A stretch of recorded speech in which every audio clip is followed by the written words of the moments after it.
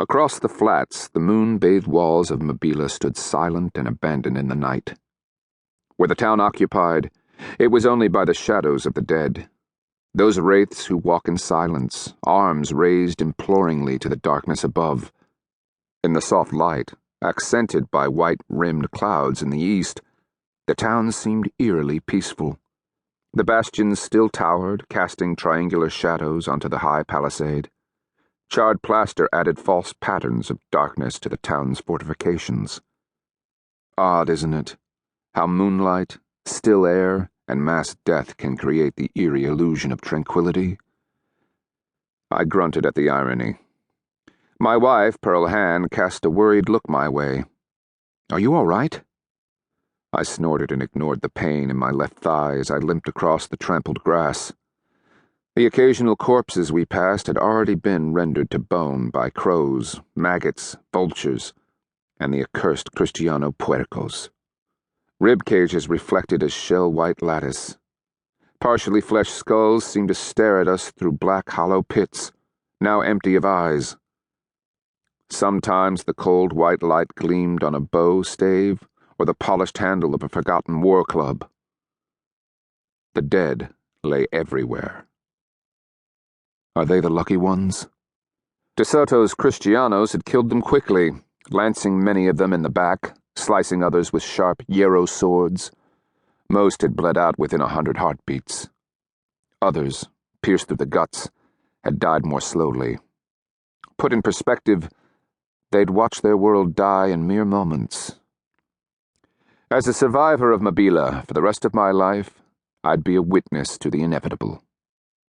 Who am I? My name is Black Shell, of the chief clan of the Hickory Moiety of the Chicaza nation.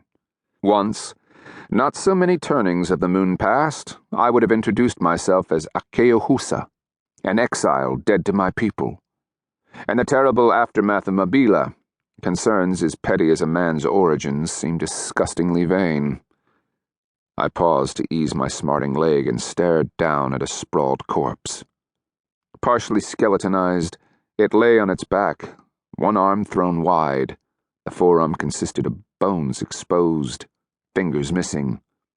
Chewed away, no doubt. "Why are you stopping?" Pearl Hand hissed from behind me. I studied the nameless corpse and wondered who he'd been as a man. Not even a half-moon past, his heart had been beating, blood rushing in his veins.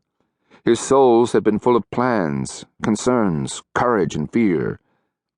Cocking my head, I searched for any hint of spiritual essence that might cling to his greasy bones, dried gristle, rotting muscle, or leathery tatters of skin.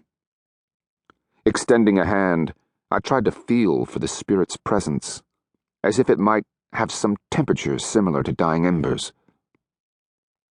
Who was he? I wondered, thinking back to the thousands of excited men who had streamed into Mabila before the battle. They'd come dressed in their best, bearing polished bows, quivers full of brightly feathered arrows, engraved war clubs, and decorated shields. Anticipation had sparkled in their eyes, their supple bodies bursting with life and vigor. They had literally danced as they trained. Their anxious smiles, the echoes of their rising and falling voices, remained so clearly within. Dead. All dead.